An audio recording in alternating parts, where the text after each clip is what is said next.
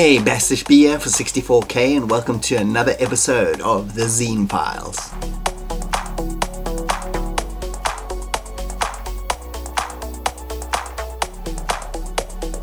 And welcome back. And if you've never watched an episode of the Zine-Files, basically I go through an old video game magazine from the 80s or 90s and we page through every single page and discuss everything, show tons of gameplay footage at that specific time. So on today's episode we're going to have a look at another issue of Commodore User magazine. This is from November 1987. This is my original magazine from back then. As you can see, it used to come with a cassette. The cassette was full of demos of games for the Commodore 64. Super cool. I love it that they used to do that kind of thing. I've mentioned this before on the channel. I'm a massive fan of Commodore User, especially during this period, during the 80s period. It was my go-to magazine for information about the Commodore, that and Zap 64, but this one I like just a little bit more. And so without further ado, let's start checking this magazine out. Okay, and welcome to the November 1987 issue of Commodore User. This magazine I read over probably a million times back in the day, and I was so glad to get this one because when I saw it on the shelf in my local place I used to buy my magazines from, it was a place called CNA. It used to sell magazines and books and all that kind of stuff. Anyway, I saw it there, and if you look on the bottom left there, it says free playable demos. So on the front cover of this magazine, it had a cassette that had 3 Commodore 64 demo games, arcade conversions, 3 of them, 720 Degrees, Flying Shark, and Buggy Boy. So that just blew my mind. I got free games on my magazine. I played those things to absolute death. All 3 of those are really good arcade conversions as well, and they gave you a pretty substantial chunk of each game. I did end up going and buying Flying Shark and Buggy Boy as real games, so the ploy did work.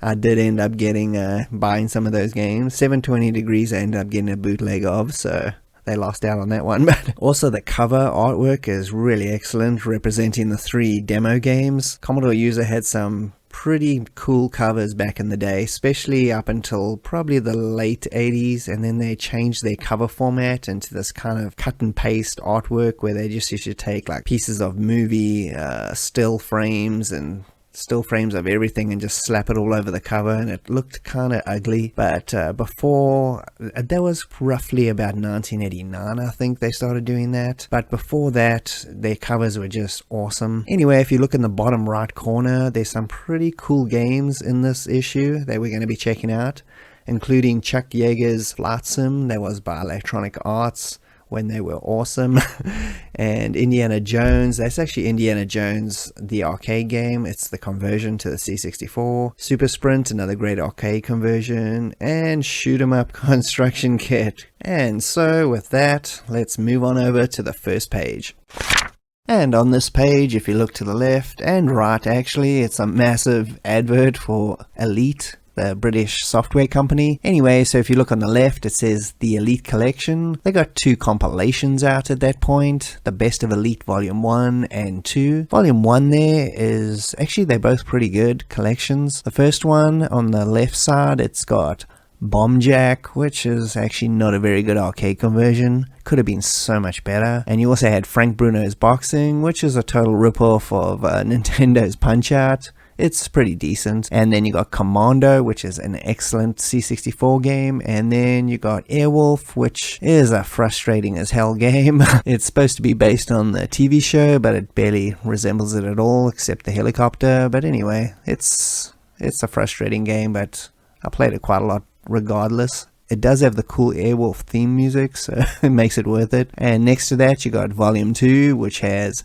Paperboy, which is ugly as hell to look at, but it plays really well. It's a good arcade conversion. Next to that, you got Ghosts and Goblins, which is excellent. And below that, you got the Space Harrier conversion, which I thought was really good. I know a lot of people don't like it, but whatever. That's quite cool. And again, on the right, you got Bomb Jack 2, which again is not very good. They just couldn't get Bomb Jack right for whatever reason. And on the right hand side on that page, you got an advert for the Thundercats game. If you grew up in the 80s, you probably watched this TV show. It was a really cool cartoon series. I think it ran from about 1985 to 89. It was pretty long running and it was quite excellent. I still have my old Thundercats sticker book which I collected all the stickers. Anyway, the game was quite fun. I enjoyed it. It was like a run along hack and slash, and yeah, pretty fast paced. Had some cool Rob Hubbard music. I think he even got into a little spaceship and flew around at some point. It's been so long since I played that game. I definitely haven't played it since the 80s, but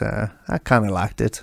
And on the left, as you can see, there's a big advert for Grazor. This was released by Ocean. This was an arcade conversion. If you're not aware, Grazor is the name of Contra in Europe during that time. So that's a conversion of Contra. Commodore 64 version is actually pretty good. And on the right, you got the contents page. We're not going to look into that because we're going to look through the whole magazine anyway. Okay, so this next page has The Buzz. This is like upcoming games. Like I said before, this was always my favorite section. They always highlighted some really cool stuff. So let's check out some of these. In the top left there, you got a game called Rim Runner. This was released by Palace Software. It's like a side-scrolling thing when you're on a dinosaur and you blast up stuff. It's super cool. I really like this game. I'd actually forgotten about this game. The animation and graphics are excellent. Music is cool. It's just typical Palace Software quality. I definitely got to do a review on that at some point. If you look below that, it's got Basil the Great Mouse Detective. That was a conversion of the Disney animated cartoon that came out at that time. That cartoon for me falls into the old Disney let's pretend we never made this category. They did a lot of that in the 80s. This one, Black Cauldron, and Oliver and Company are all three massive cartoons that came out in the 80s by Disney, and they just pretend like they never made those. Just because they didn't perform that well at the box office doesn't mean they garbage. Anyway, the game was released by Gremlin Graphics. I honestly don't even remember if you even played that. I don't think I ever did. And above that, you got Skate or Die, released by Electronic Arts. That is just an excellent game. The Commodore 64 version is by far the best. Do not play the NES version. Anyway, the music is fantastic by Rob Hubbard. The dude in the shop there is clearly Rodney Dangerfield. It's a total ripoff. I love all the events in this. I covered it in my top 10 multi-event sports game list on the Commodore 64, so please check that out. And below that, you got quite a good arcade conversion of Pac-Land, the arcade game. It's like a side-scroller. It's a pretty decent arcade conversion, worth checking out. And on the right-hand side there, you got a whole bunch of other weird stuff. You got Dick's Special. I'm not even going to say anything more of that, otherwise I'm going to get demonetized. And next to that, you got Road Wars on the Amiga. That's a pretty decent, like, kind of shoot 'em up game. It's not the greatest, but the graphics are quite good. And below that, you got the absolute awfulness that is the Sidearms conversion to the Commodore 64. It's an awful arcade conversion. One of the most tedious games I've ever played. What a wasted opportunity. And then just below that to the left is a game called Bobsleigh. I never played this for obvious reasons. It's made by Digital Integration. I'm just not a fan of their simulations. I just never liked them. I just found them to be really mediocre, and I don't even know if this game actually was released. I don't remember ever seeing it. Anyway, I definitely didn't play it for obvious reasons. So let's move on to the next page. Okay, so this is more of the buzz as it continues, and on the top left there it says Braybrook Tug of War. So what this little article is about is they were about to release the Andrew Braybrook game Morpheus. And if you don't know who Andrew Braybrook is, he's a programmer. He did like Paradroid and Iridium and a whole bunch of cool stuff. Anyway, they're about to release Morpheus. The two guys, Firebird and Houston, were fighting over who had the actual rights to release this game. I'm not sure really what happened. Like, it was a bit of a gray area, but he did a lot of games through Houston, and I guess he had his own company, Graph Gold, and there was some sort of a misunderstanding or something, and they were both fighting over the rights to who would actually release that game. So it's pretty strange. They said at the end there that they decided not to, discuss it too much in public. There was just a scuffle, and they decided to deal with it behind closed doors. So don't really know what happened in the end. But anyway, that game was released, and it's pretty weird, but worth checking out. And if you look straight below that, it says untouched. So this is them talking about the Untouchables movie and who is going to get the license, who's going to buy the license to make the game of it. And they say it's getting pretty expensive because the movie's super popular and it's doing really well. And they said basically that Ocean's probably got the best chance at it. And they were absolutely right. They did end up getting it. The game only came out years later though. I would say probably in 1989 roughly. And in the top right there it says, who the hell is Warren Zevon? So these guys at Viz Software bought the rights to that Warren Zevon song, Werewolves of London. If you either know that song or you don't, it's like a classic rock song. Anyway, they got the license to that so they can make a game out of it. Pretty bizarre choice, but anyway, I actually never played that game. I've always wanted to, so maybe after this I'll go and check it out. And below that, you can see Electric Dreams Hangout. So Electric Dreams were another British publisher. They were all over the place in terms of quality. They made some really great stuff and they made absolute trash as well. They're talking about a whole bunch of their games coming out. All of them are arcade conversions. The first one was Super Hang-On. They got the rights to that, the Sega arcade game, the racing game. They absolutely destroyed it on the Commodore 64. It's horrible. But then the Amiga conversion it's really excellent. So, you know, the good old Electric Dreams. And the other two games is Daddy East's Fire Trap, which is a really obscure arcade game, although the Commodore 64 version was quite good. And they also did Karnov, the conversion of another Daddy East arcade game. That turned out horrible game. It's just, they murdered it as well. In the top right there's one tiny little article I just want to read out quickly. It says Magnetic Scroll's witty adventure game Guild of Thieves has won Game of the Year at the 1987 British Microcomputing Awards. This is Magnetic Scroll's second Rainbird published game, a follow-up to the equally ecstatically received adventure The Pawn. I want to read that out because Magnetic Scrolls just made absolutely excellent graphic text adventure games. If you ever wanted to get into that style of game, I would definitely recommend those two games, Guild of Thieves and The Pawn. They are just oozing with quality, atmosphere, and they're fantastic. So if you ever want to get into text adventure games, graphic text adventure games for those ones, then definitely check out anything really by Magnetic Scrolls. And let's go to the next page. Okay, so this is the chart section, just showing you what was selling well and what was most popular at the time in terms of games. So on the far left there, you got the Reader's Coin-Op chart. This is just people sending in their opinions and they tally them up and it changes all the time. So the readers felt that these are the top 5 arcade games out at that time. Number 1 is Outrun. Number 2, Double Dragon. Number 3, R-Type. Number 4, Roadrunner. Number 5, Bubble Bobble. So yeah, those are all just classic games. Well, we look at them now and say they're classic games, except Roadrunner. That's kind of been a bit forgotten, even though it's pretty good. The other ones, though, are extremely popular and still are extremely popular. Those are, you know, bona fide classics. So it was a good year for arcade games in 1987. And then on the far right, you got the C64 chart. I'm just going to read out the first 5. At number 1, you got Arcade Classics. That's actually like a budget game. I think it was like a £1.99, £2 or whatever. Anyway, it had like clone versions of arcade games you could choose and play. Very cool.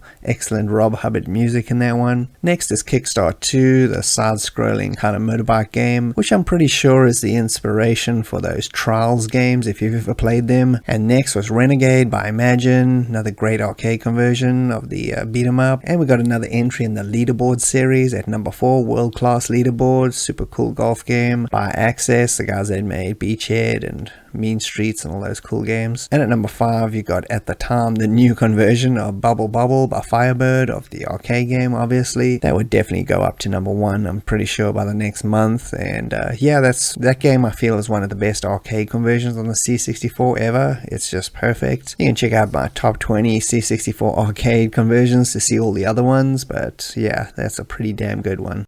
Okay, so here it is. This is the contents of the demo tape that I showed you earlier that comes on the front cover, called Cool Spool.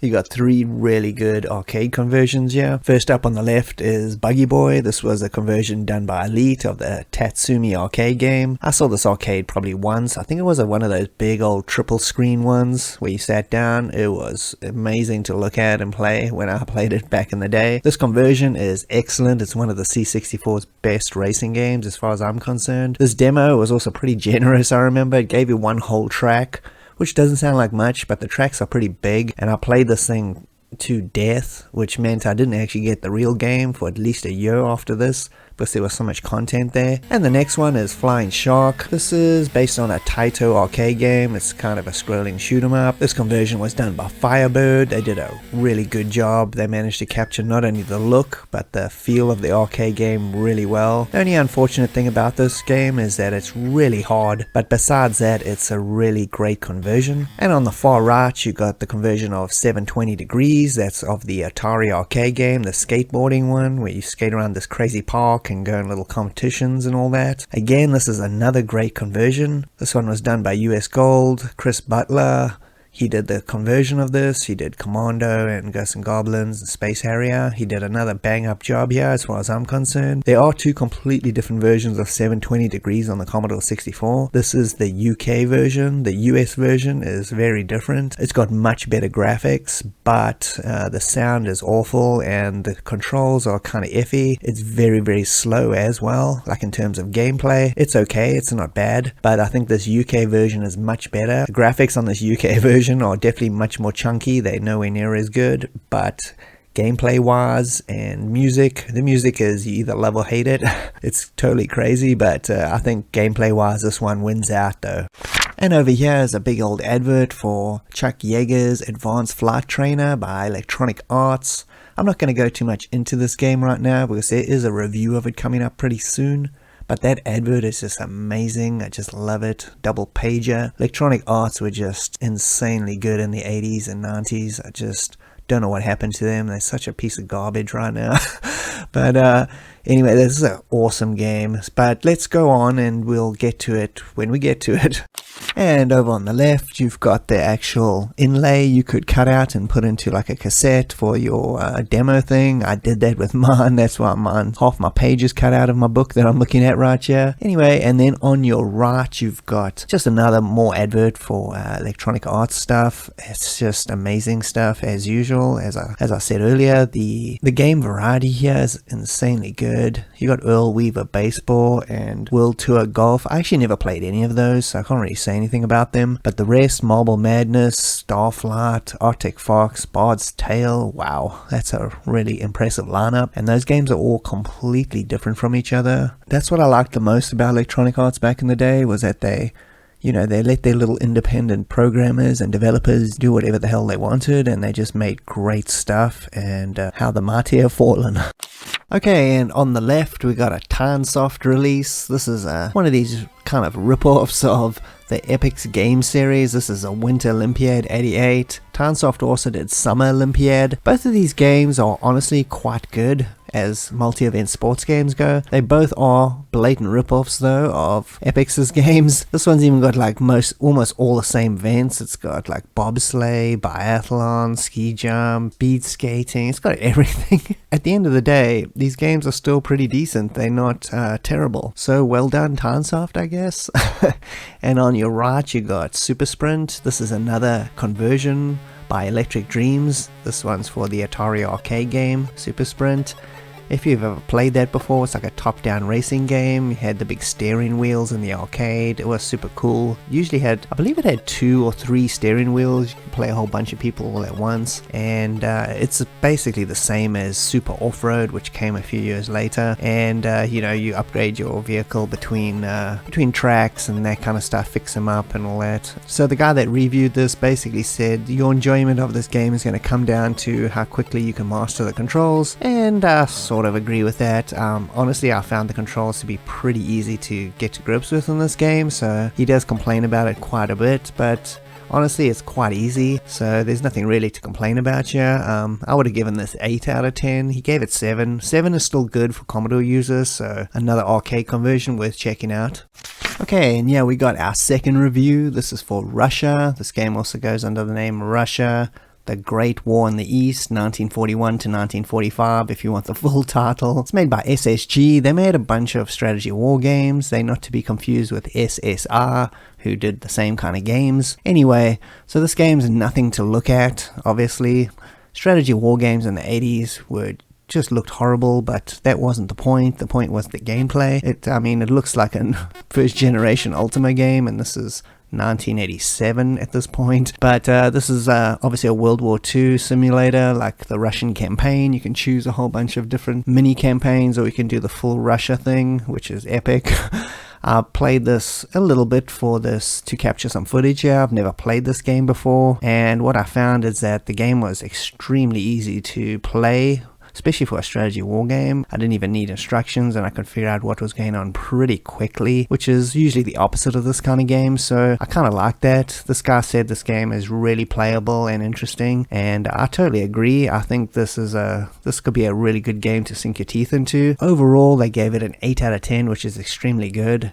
They didn't even bother reviewing the graphics or sound, but they said it's not appropriate or not relevant in this style of game, which is true, and the gameplay is all that counts. So yeah, check out Russia if you haven't. Okay, yeah, we have the review for Tarpan by Ocean. This is Ocean licensing stuff as usual, and this one, it works out fairly decently. They gave it 5 if you notice there straight away. I don't think this game is as bad as that. Having said that, it's not the greatest game ever made. It's based on a novel by James Clavell called Tarpan, obviously. There was also another game based on one of his novels, Shogun, that was also made into a game, also on the Commodore 64, so they really like making games out of his stuff, and it pretty much suits gaming quite well. All his stuff is set in, the Far East with like China and Japan, and stories revolving around that, and smuggling, and politics and all that kind of stuff. This one plays out very much like Pirates, except it's nowhere near as good. You get a loan to buy a whole lot of supplies, and you go buy a ship, and then you go sailing, and you get into battles, and you can trade. The whole game's about trading and gambling and doing illegal transactions, or taking the high road and going like the legit way. It's all up to you. It's not that bad. It gets a little bit tedious. It's not as good as Pirates in any way, shape, or form. The biggest problem with this game, I think, is the actual battle parts when you're on your ship and that. They're pretty basic, they're not really that good. But if you like that kind of style of game, then this might be worth a look. I would probably give this game a 6 out of 10 overall. Pretty much what these guys gave it, maybe a little bit more, I think the other James Clavell novel that was converted, Shogun, is a much better game than this though. And he has a double dose or a triple dose of arcade conversions. You're probably sick of me saying arcade conversions at this point. I'm even sick of hearing it, and it's just the nature of 80s computer gaming. The arcades were seen as the high point in terms of graphics and sound, and no other home computer stuff could even compare to them, so that was like the high standard, and obviously you wanted to play those games at home, even though they could never possibly live up to the actual arcades, no matter how good they tried, at least in terms of graphics and sound. There's some Amiga and Atari ST conversions that got the graphics pretty close to the arcade, but yeah, everything else, took a bit of a hit. The Commodore 64 stuff, though, the music was usually better than the arcade games, to be honest. Graphics obviously couldn't match up, but you could compromise and get something that looked pretty close to the arcades, and that was important. But gameplay can always be replicated, especially on these ones, because the gameplays in arcade games were pretty simple. Having said that, these two pages are filled with really mediocre attempts at arcade games for the most part. So on the top left there you got Athena, and below that you got Psycho Soldier. Both of those are SNK arcade games. They were converted by Imagine, and Athena is not very good. Unfortunately, the arcade game was quite fun. It's like a platformer, side-scrolling platformer, hack and slash thing. The C64 version is really not great. It's ugly, it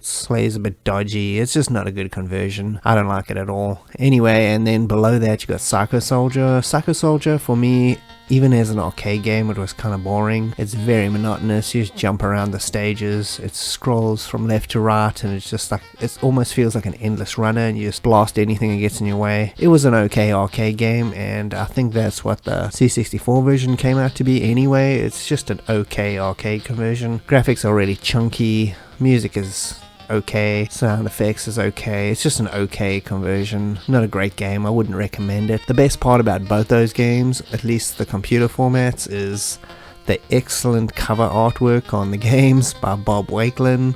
Those are both fantastic, make really awesome posters for your bedroom. And on the right you got another arcade conversion. This is Solomon's Key. This was a game that I saw a couple times in the arcade. I never really played it all that much. It's like kind of a puzzle kind of action game. Plays a little bit like Rainbow Islands, I guess. You can put these blocks down and climb up to places and steal treasure and get keys to go to other levels. You're basically raiding King Solomon's mines. You can get upgrades just like Bubble Bobble. It also resembles that a little bit, and you can blast things and carry on putting like blocks everywhere to climb up stuff and blocks to take away things. It's kind of puzzle action-y. I just like this game. It's well done. It's a nice fun little addictive puzzler. And next up is International Karate Plus, or as it's more commonly known as, RK Plus. This is a versus fighting game released by System 3. This is undoubtedly the Commodore 64's best fighting game. There's about 2 or 3 which you can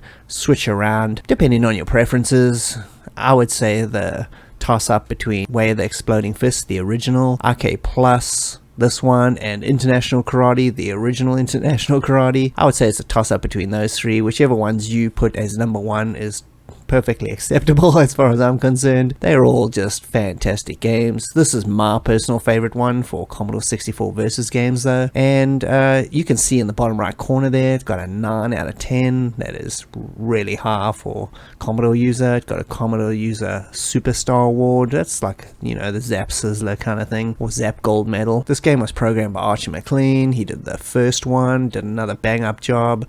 The fact that you can play, the fact that there's 3 players on screen at once all fighting is so unique. It's still actually very unique in the terms of fighting games. Can't even think of anything that comes to mind that does that.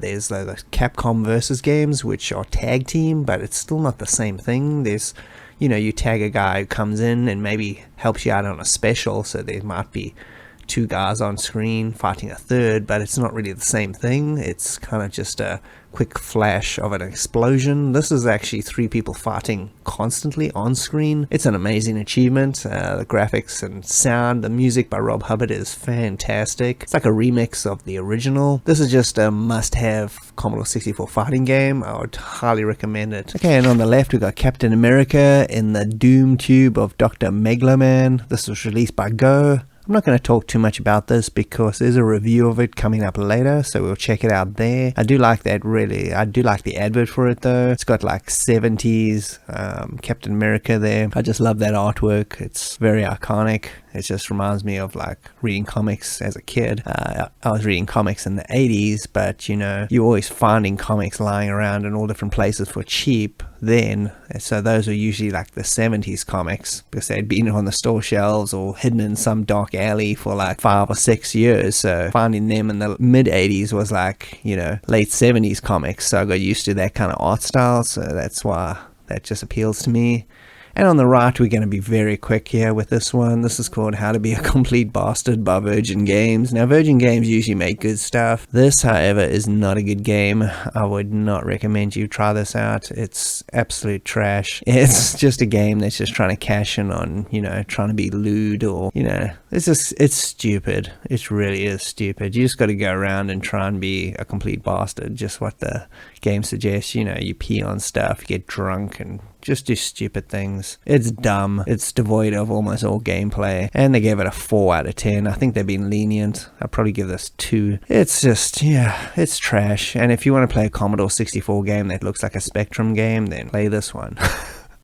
Okay, so on the left you got an advert for Action Force by Virgin Games. So if you lived outside of the US, you may not be aware of this, but G.I. Joe was known as Action Force for a certain period of time outside of the US. I don't know the full story on this. I used to live in South Africa, so I used to know G.I. Joe as Action Force up until the cartoon started airing in our country, and then it just became G.I. Joe. But before that it was Action Force, which is kind of weird.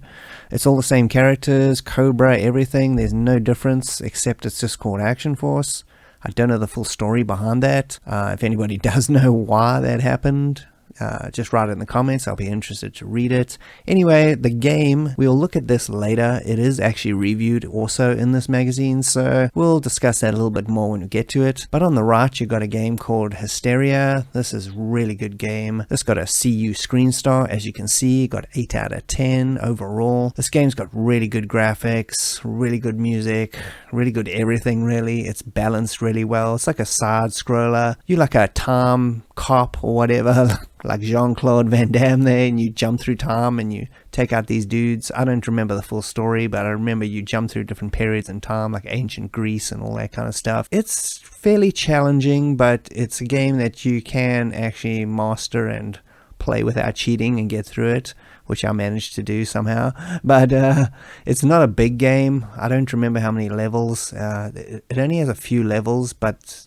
this is quality. This is a quality game. It pretty much reflects what they had to say about it. Okay, and yeah, we got a double dose of trashiness on both pages.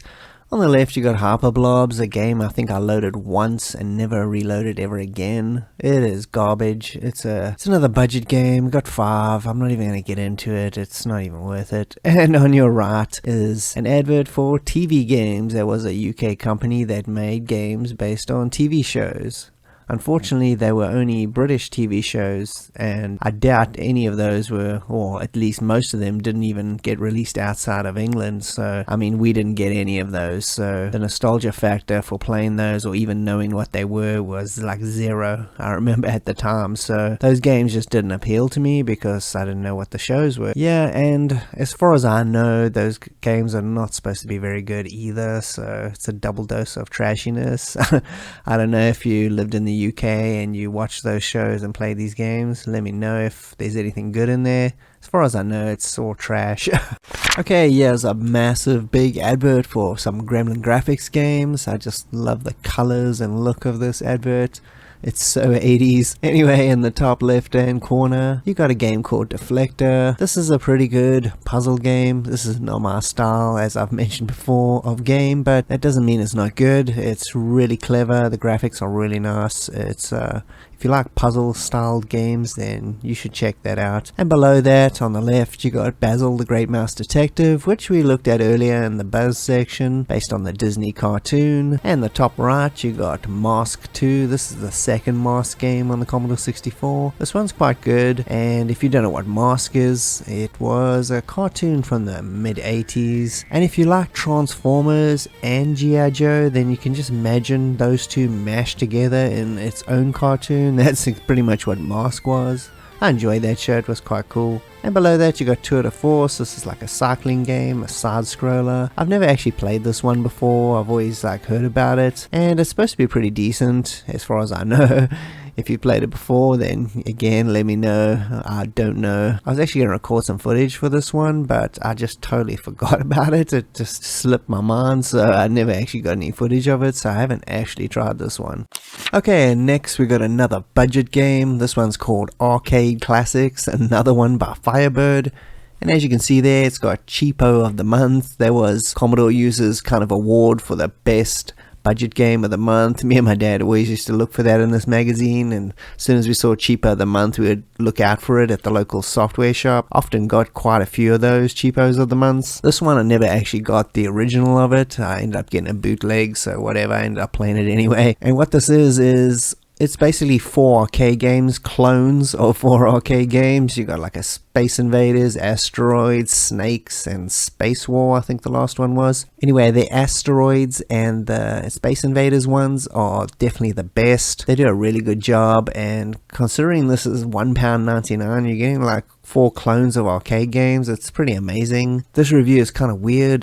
The reviewer basically goes on some sort of, nostalgia trip for way too long in this review, for like 80% of it, where he's talking about old arcade games, and they basically tell you nothing about this collection until right at the end, and it quickly gets summed up. It's so brief that he doesn't even mention the Rob Hubbard soundtrack in this game, which is absolutely amazing if you've never heard it before. It's basically a precursor to Rob's Skate or Die soundtrack. This one's a big, like, crunchy guitar kind of track, just like Skate or Die, but I think this came out before that, as far as I remember. Anyway, there's no mention of that whatsoever, or even the music, which is insane, especially considering when this came out. You'd think he would have mentioned that. Anyway, let's move on. And over on the next page, if you look to the left, you got a little advert for Computer and Video Games, or C+VG as it was known. That was a rival magazine. I guess it wasn't really that much of a rival because it was a multi-format magazine. I loved that.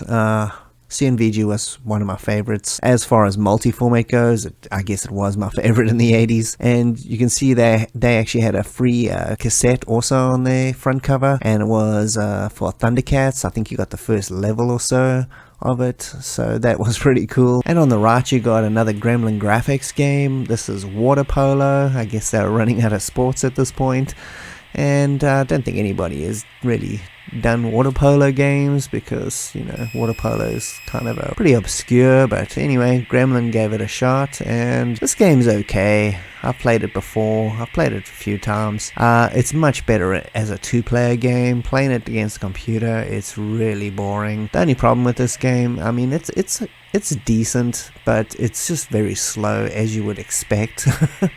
And that's pretty much what they say. Yeah, they mention that the graphics are really good. The animation is good. I mean, the sound is a bit annoying because you got this constant sound of like water, but it's just like this shh all the time throughout the whole game, so that kind of drives you insane after a while. But anyway, water polo, if you're going to play this in two-player, then it's okay. You know, can have a few good games out of it. But if you're playing this by yourself, then this is something you should just skip.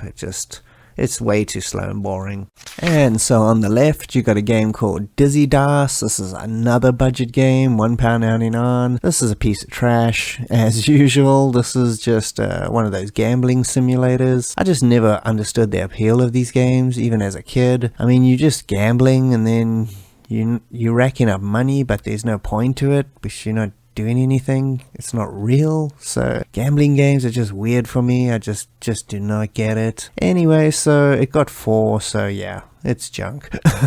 And on your right, you got another Firebird game. This is Enlightenment Druid 2. If you've ever played any of the Druid games, I think there were only 2 of them. They are very cool. They're like top-down kind of Gauntlet style games with a little bit more substance than Gauntlet. I'd highly recommend playing both of those on the Commodore 64. They're really good. I'm pretty sure Peter Molyneux worked on one of these Druid games. Yeah, so definitely check out the Druid games. Okay, as you can see, this is a double-page review for Shoot 'em Up Construction Kit. It got a CU Screen Star, which is 8 and above. And this is well deserved. If you don't know what this thing is, it's basically a game making program. If you've ever downloaded a game off the internet, a Commodore 64 one, and then it has in brackets after the name of the game, SEUCK, or SEUCK in brackets, that means it was a game made using Shoot 'em Up Construction Kit, and there's a lot of them out there. And this program is really versatile and very easy to use, especially even if you don't know anything about making games, which I don't. And I used this a lot as a kid. I would take the games that they actually supply you with. I think there were like 4 or 5, and you could actually edit them just using the tools, or you can just make your own game. But editing them was really fun. You could make your own sprites and animate them. You could even make your own sound effects, which was amazing. You can screw around with all that. This is very versatile, and the price tag up there was pretty expensive for the time. I mean, the disc version is £19.99, and I obviously had a bootleg of this, and I've actually got a physical copy of it now with the full instructions, and it's actually much easier to use, like just looking at that stuff. But this is a very cool program, and if you're into like just making games, you should definitely check it out. Okay, so on your left you got a big advert for the game Jackal. This is based on a Konami arcade game, and there was a conversion done to the C64. Actually, there were 2 conversions done to the C64. I only found this out recently, a few years ago, when I downloaded Jackal to play it again, and I got what resembled Jackal, but just didn't seem like what it used to be. It just seemed a little bit different, and then I did some more digging and I realized there were 2 versions of this game, just like a lot of arcade conversions back then. There's a US and a UK version, and there's usually like one is really bad and one's really good, but in this case I think they're both pretty decent. They're both not knockouts, but they're both good, and they both represent the arcade fairly well. I don't know which one I would say is my favorite. They both have elements which I like and don't like. But anyway, so if you're downloading Jackal and you want to try it out, just bear that in mind. There are 2 different versions of it, so definitely check both of those out. And on the right, you got a game called Implosion by Cascade. Cascade definitely weren't known for great quality, but I had a lot of fun with this back in the day. It's like a scrolling shoot 'em up. Well, it's like a multi-directional shoot 'em up, really. It kind of reminded me of Parallax, that game. Implosion, I never really knew what I had to do. You just blast everything, and I don't know, I didn't really know what to do. You could even like fly a little bit below things, kind of like Parallax, so I think that might have been an inspiration for it. Anyway, I never knew what I had to do in this game. The graphics are really nice. The spaceship is massive in this game, and it moves really fast. It's definitely worth checking out. I definitely have to find out how to play this game though, what the actual goal is. Anyway, they gave it an overall 7, even though 3 of the ratings there got an 8. I think it just missed out on an 8, and yeah, it's definitely worth looking at. And on the next page on the right, we've got another review for a game called X-15 Alpha Mission. This was released by Activision. This is a game I just never got to play back then. I played a lot of flight simulators, definitely not this one. I tried it out for this video, and I think it's pretty decent. They gave it overall 5, which is okay, which is not all that great, but they really just said that, you know, everything in here has been done before. It's very predictable. There's nothing interesting about it. That doesn't make it a bad game. It's just a very cliche game of a genre. I messed around with it, and I think it's pretty decent actually. I would definitely give it more than 5. Good graphics and sound and presentation, and yeah, I think it's quite fun. It's a little bit more arcadey than simulation though, just bear that in mind. And on the next page to the left, as you can see, there's the review for Action Force, or G.I. Joe, whatever you want to call it. This game was made by the Gang of 5, the guys that worked at Virgin Games. They also did the Dan Dare games. They did the first Dan Dare game. This game though is very much in the style of the second Dan Dare game. It's really fast paced, shoot 'em up kind of style. And I found this game to be super difficult as a kid, and even replaying it now, I just got murdered.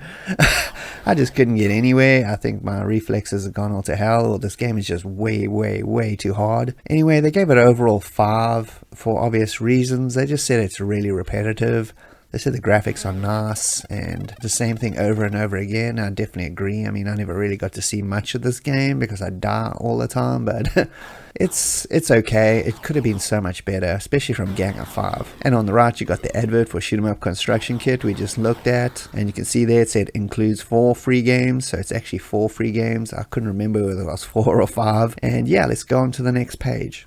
And yeah, just got a whole lot of adverts for old computer stuff. And at the bottom there, you can see Rampage advert. It's a game by Activision, obviously a conversion of the arcade, as we've seen 1,000 times in this magazine so far. This game actually has 2 completely different versions as well. You have a US and a UK version of this game, and in my opinion, they're both really good. The graphics on the US version is better and more refined. The UK version is more chunky. I think the UK version just plays maybe just a little bit better though. But they both are really good conversions of this game, so again, check out both and see which one you like. And on the left, you got a review for Indiana Jones and the Temple of Doom. This was released by US Gold. This is obviously based on the Atari arcade game of the same name, based on the movie of the same name. I played this a lot on my Commodore 64, I really enjoyed it. It's not the greatest conversion ever made, definitely. I don't know why Indy's in a white suit, I just don't get that. Maybe it's a color clash thing, they didn't want him to clash with the background. But anyway, the white was just such a weird choice. It looks like he's in a white tuxedo. If you ignore that though, it does capture the arcade fairly decently. The arcade's really fast-paced game, and this one as well. You know, you got to rescue the kids, you got to get the Shankara stones, then you got to go in the mine cart and then the rope bridge at the end, even though you only get the rope bridge at the end if you go through the game multiple times. Overall, I had a lot of fun with this. This game could have been better. They definitely could have done a better job at this conversion, but it could have been a heck of a lot worse. So overall, I think it's okay. They gave it a 6, which is, yeah, I think it's pretty appropriate. And if you look to the right, you got an awesome advert for Ocean there. So this is them trying to, like, you know, get people to come in and sign up to be programmers, basically, and they kind of like pimping you out. If you come and work for Ocean, you're going to earn a lot of money, you're going to look like Don Johnson and drive a Ferrari. So anyway, it's pretty funny to see that. That artwork looks very Bob Wakeland to me, but anyway, it might be. Okay, so on the right you got a review for Captain America. This is the advert we saw earlier. This game is actually pretty damn cool. I really enjoyed it. It's made by Go. I said in a previous episode that Go didn't make much good games, but after thinking about it, they actually did put out quite a few good games. I was maybe a little bit too harsh on that, but yeah, this is another one that I really enjoyed.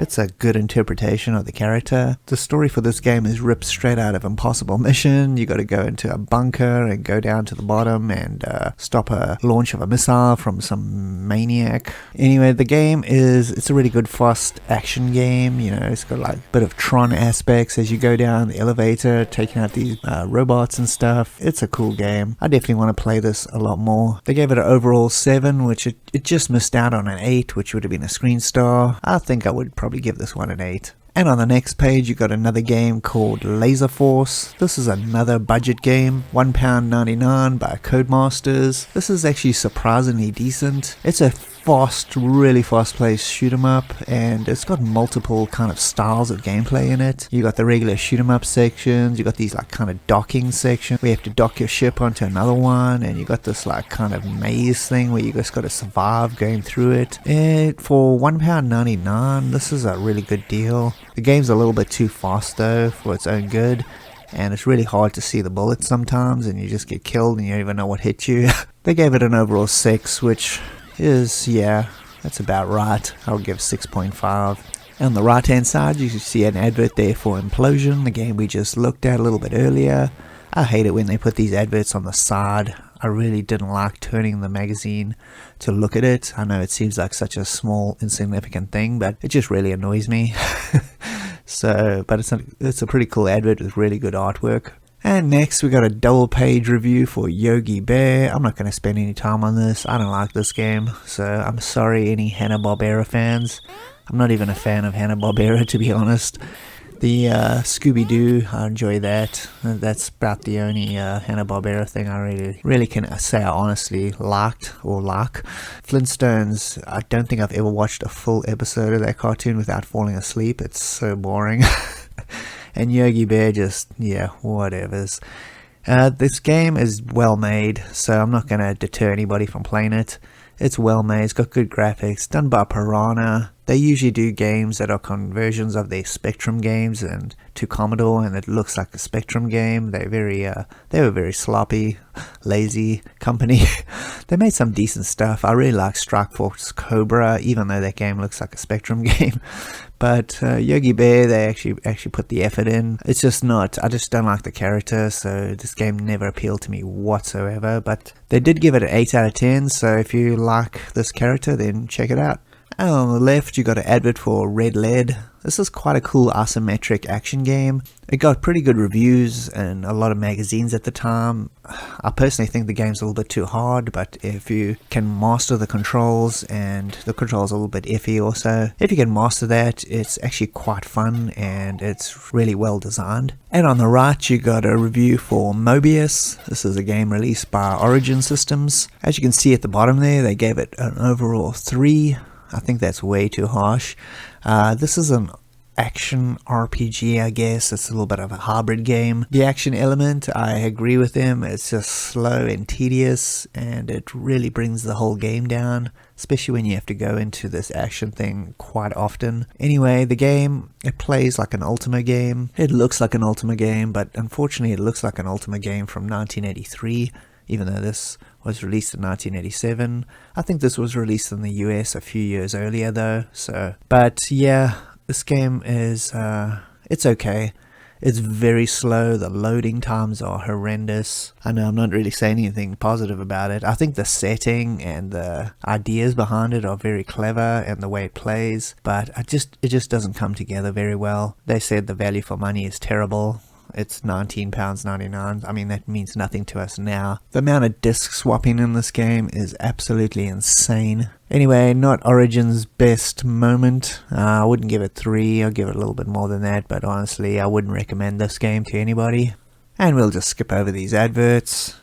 And on the next page, we got another review on the left-hand side for Blazer. This is released by Nexus. This is another, you guessed it, shoot 'em up. This game is average at best. It's another game that's just way too fast for its own good. It's really hard to see, the foreground and the background. It just mashes together and you can't see the bullets or the ships, and they come in way too fast. This game was hard back in the day. It's still pretty hard. It is doable though. It's not one of those ones that are completely insane where you actually cannot complete it without cheats.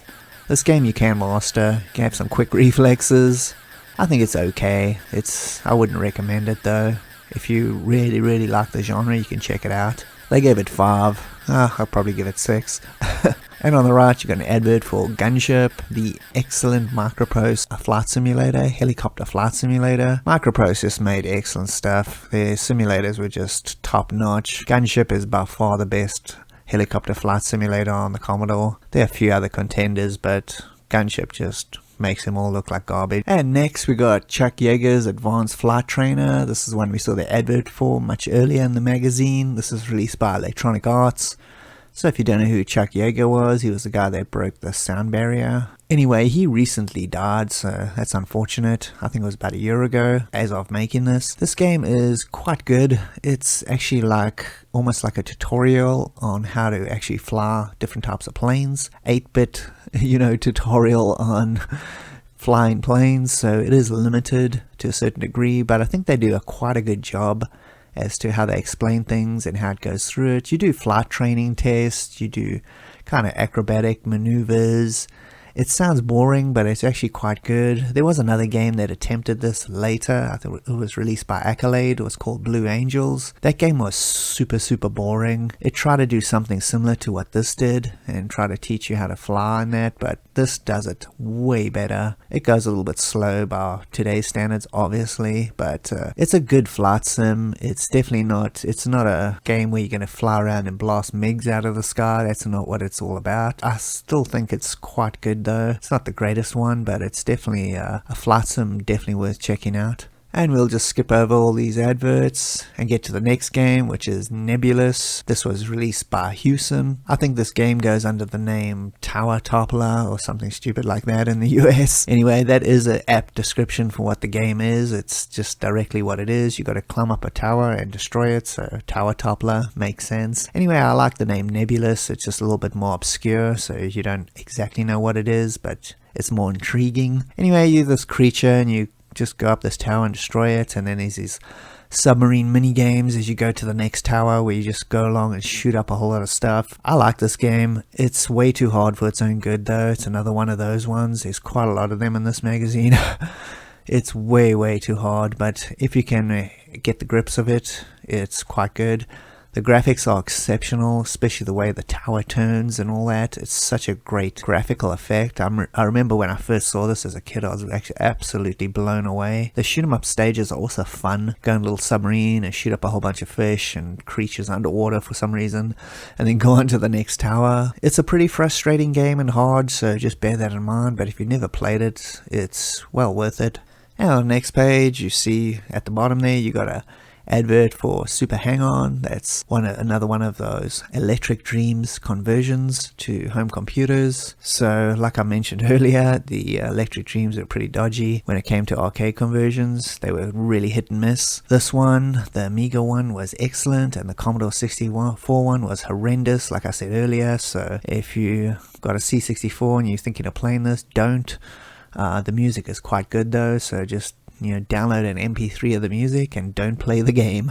And on the next page you got that review for Thundercats. Finally, it got an overall 6. I might give it a 7, but that's probably just my bias because I really like the Thundercats. And they describe this game as Green Beret with Thundercats, and that is a pretty good description of what it is. You just run along and hack things. They just keep coming at you like relentless. There's a spaceship section. I thought I remembered that. You fly along, just blast stuff. So there is that slight variety. This game is super difficult. Again, another one. When I played this here for the footage, man, I just died a whole lot. You gotta really get used to it. Give it a little bit of time. It's an okay game. I still had fun with it though. Not the best game ever made, but if you like Thundercats, you might enjoy it. Okay, we'll skip over these adverts and get to the next review. So on the right, as you can see, is a game called Impact. We've now got to the Amiga section. Near the end of this magazine, they always had an Amiga section. In 1987, it was still pretty small, but by 1989, late 89, early 90s, the Amiga section was 90% of the magazine, and they even ended up changing the name to CU Amiga, Commodore User Amiga. So that was the end of the C64 era at that point. They still had C64 reviews, but they'd really dwindled down dramatically. Anyway, I'm glad I actually tried this game out for this video, because I would never have given this game the time of day. As you can see, it's obviously a breakout clone, and I would have dismissed it, but I actually tried it, and to capture the footage, and it's really cool. It's a really good breakout clone, so much so that I had tons of fun playing it. It's very cliche. The graphics are decent. It's got some cool music, and it's got power-ups like Arkanoid, and you shoot multiple balls out and blast everything, and you got to hit the bricks down, and then you also got the little alien spaceship things that are attacking you. If you like breakout games and the Amiga, then you should try this. And on the next page, you got this massive double page review for Pteropods. This is a game by Psygnosis. If you know Psygnosis, they just knew how to make games on the Amiga. They were the kings. They just made such interesting and excellent use of the Amiga in terms of graphics and sound. Pteropods is no exception. I don't really hear much people talk about this game anymore, but it's pretty good. It's got a whole lot of multiple genres mashed into one. It's a bit of a shoot 'em up. It's strategy game, sort of. It's got trading elements. It's got a little bit of everything. The graphics are really good, and just bear in mind if you're playing this through emulation though, this game has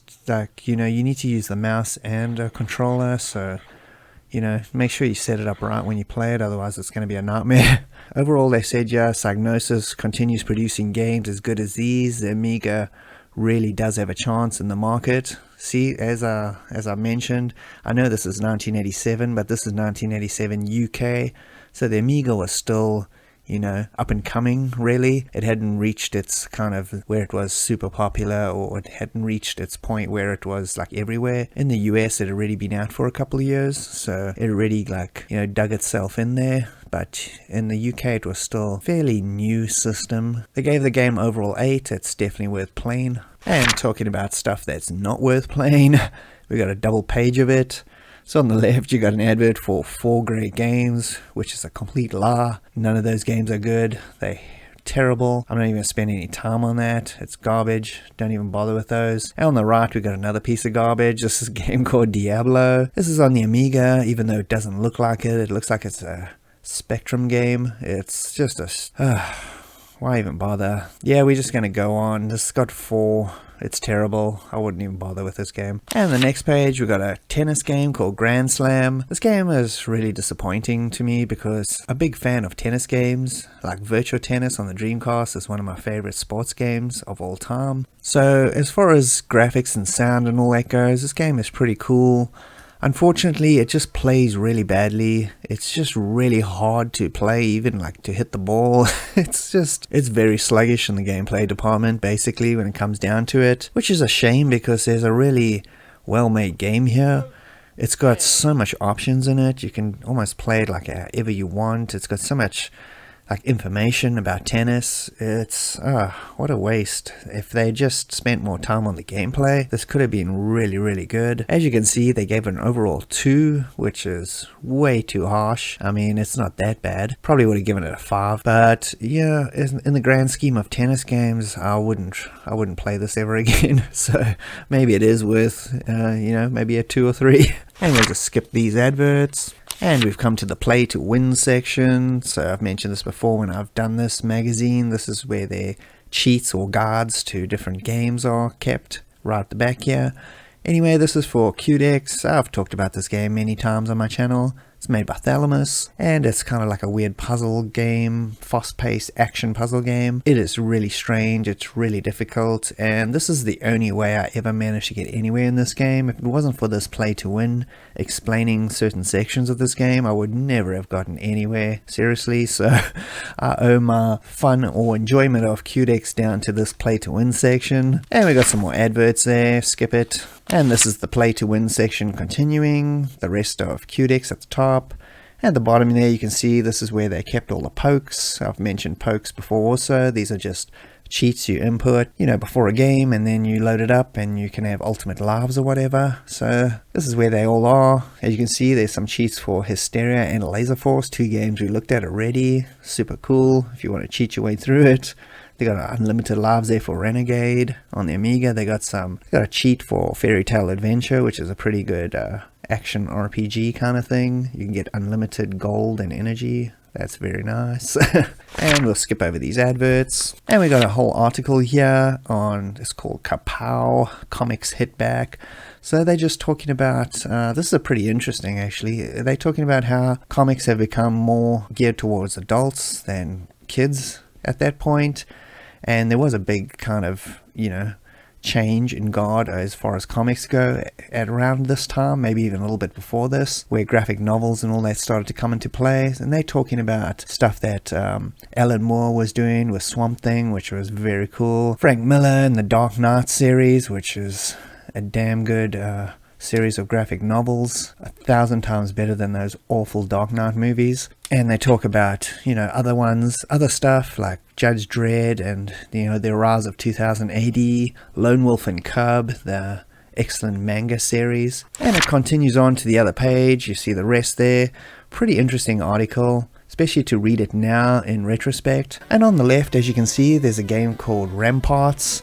This is released by Go anyway, and yeah, Go again, here we go.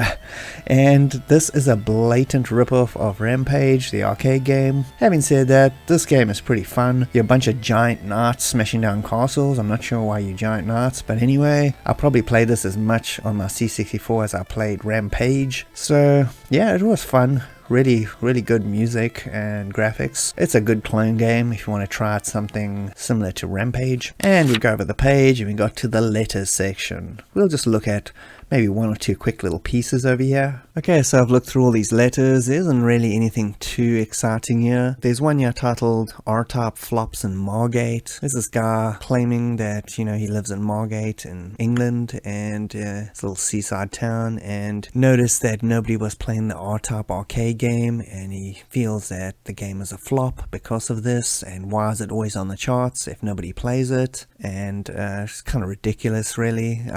It's like as if he's camped out in front of this machine 24 hours a day and he can tell who's playing it and who's not. I mean, ridiculous. Just because he goes there at certain times and nobody's playing it doesn't mean it's a flop. It's just the mentality of some of these things. I don't know, some people. But anyway, and in the end they just say, well, it's popular everywhere, so get over it. And on to the next page. There's also quite a few of these letters mention the old rivalry between Commodore User and Zap64, and most of the people feel that it's kind of stupid, and obviously it was. I mean, who cares? And this guy pretty much summed it up pretty well. I'll just read what he had to say. He said, "Finally, to Zap and Commodore User, both mags are brilliant, so stop slagging each other off. I'm sure most people buy both, just like me." And that's pretty much true. I used to buy both. I don't know about anybody else.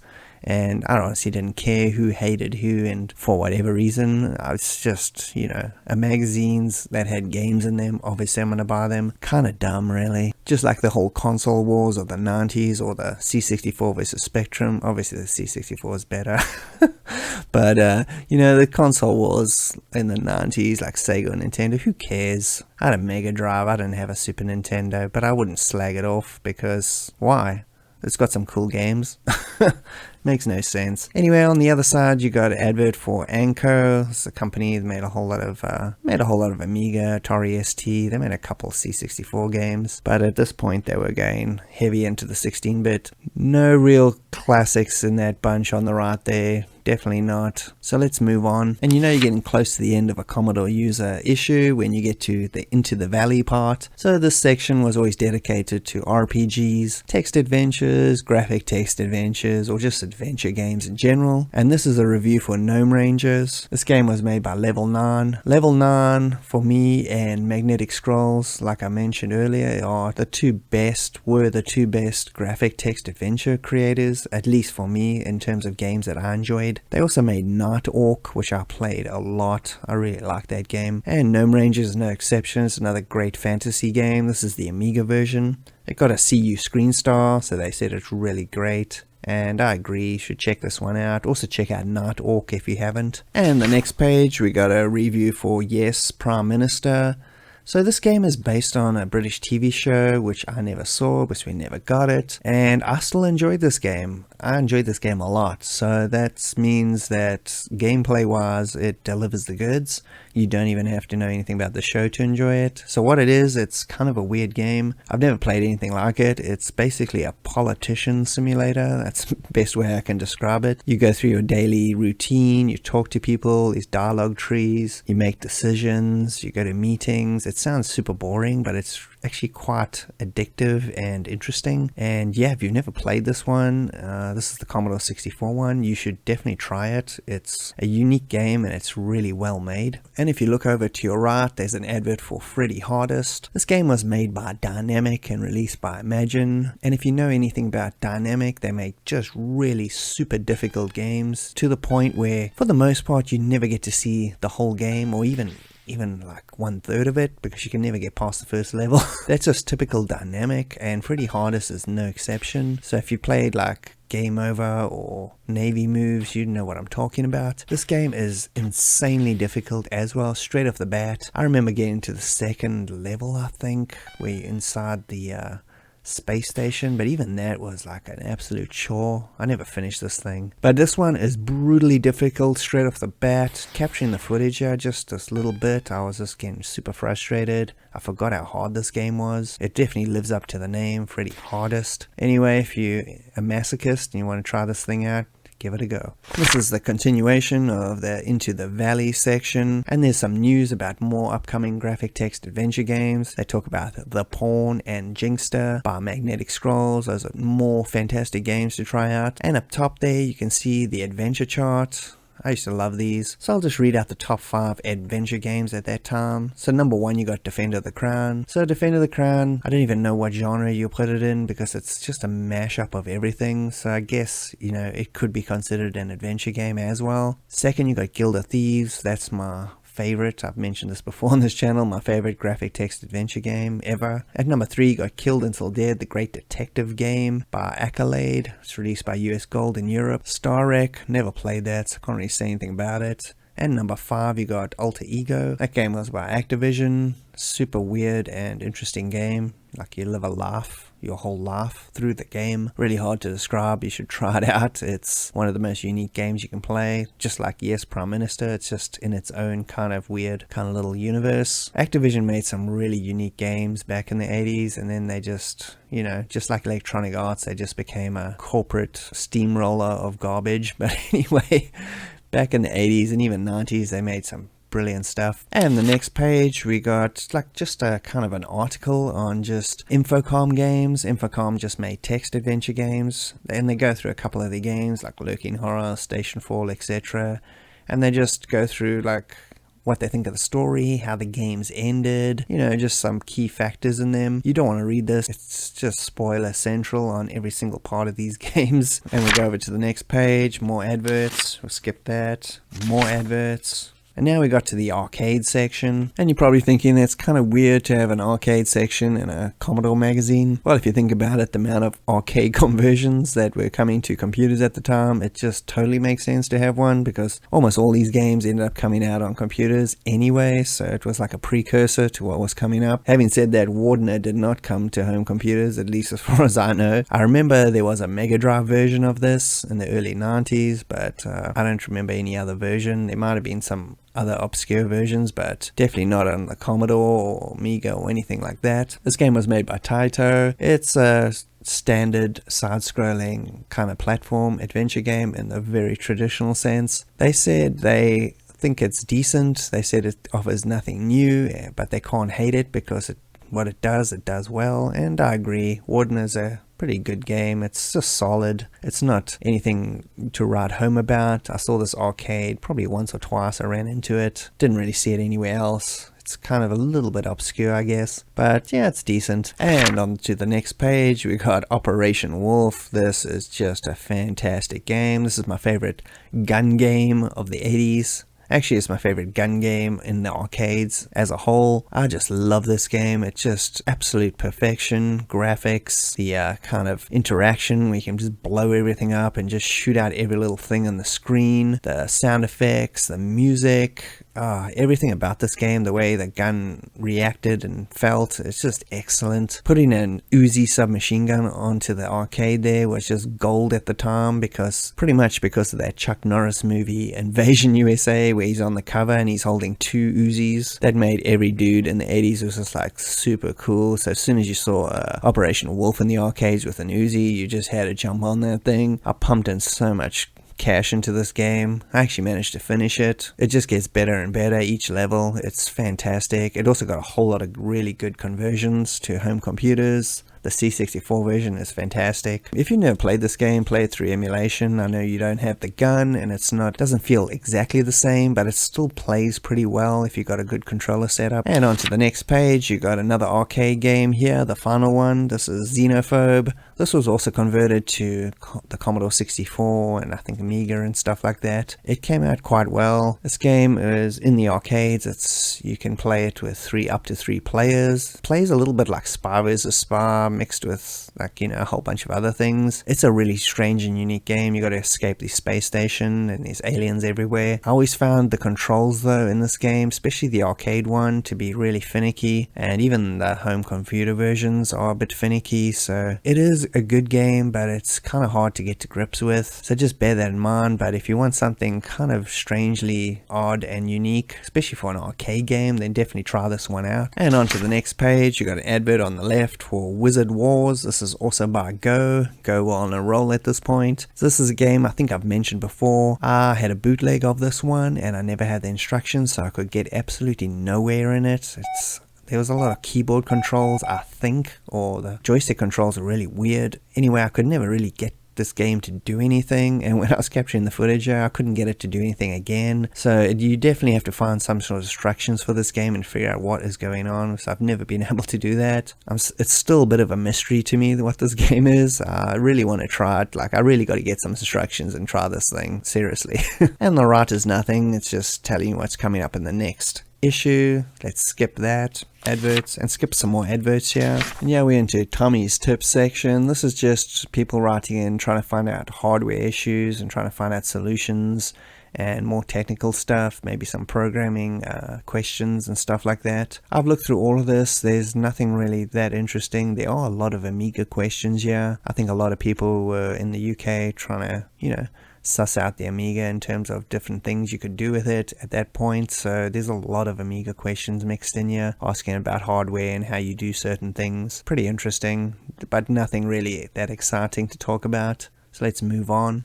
And this is the final section. It's called Hot Shots. This is where they usually just talk about more news, more upcoming stuff, or stuff that's just happened, or things that are happening, at least at that time. There's another good old zap jab in this one.